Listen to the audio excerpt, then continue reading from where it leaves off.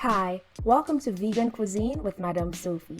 Today I'm going to be showing you guys how I make my favorite cucumber salad. This is definitely one of my favorites. I love having this salad, and definitely if you don't want to use any olives or corn in this salad, you could easily replace it with cabbage, tomato, or any other vegetable of your choice.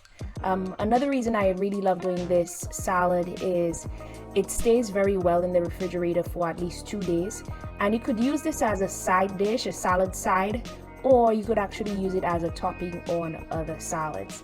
I love leaving this salad in the refrigerator for a while just so that it could make its own marinade and it could develop flavor over time. So as you can see, I am chopping some cucumbers. I know I'm supposed to be using a cutting board, but I'm doing it my way. In this bowl, I'm adding in 1 teaspoon of green seasoning. If you'd like to know how I make my green seasoning, I am going to show you guys how to do it. If you just click on the video that's in the top right hand corner. I'm also adding in 1 teaspoon of extra virgin olive oil or any other oil of your choice. And in addition to that, I am adding in about a 1/4 teaspoon of dried basil.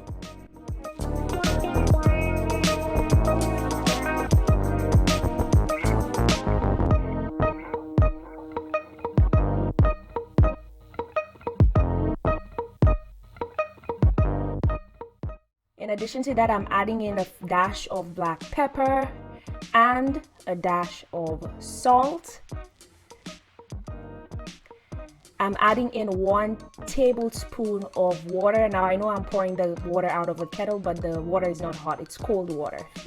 And I'm adding in a 1/4 cup of corn. You could use any other vegetable. If you don't want to use corn, you could use shredded cabbage instead of corn, or maybe carrots.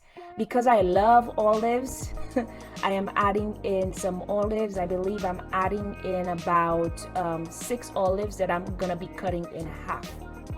Again, olives can be easily replaced with tomatoes or any other vegetable of your choice.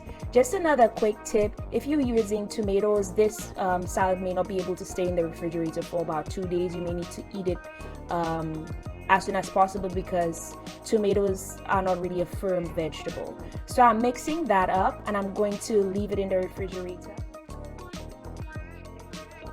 I hope you enjoyed this salad, and if you do try this recipe, feel free to tag me in. This is what it looks like after a few minutes in the refrigerator.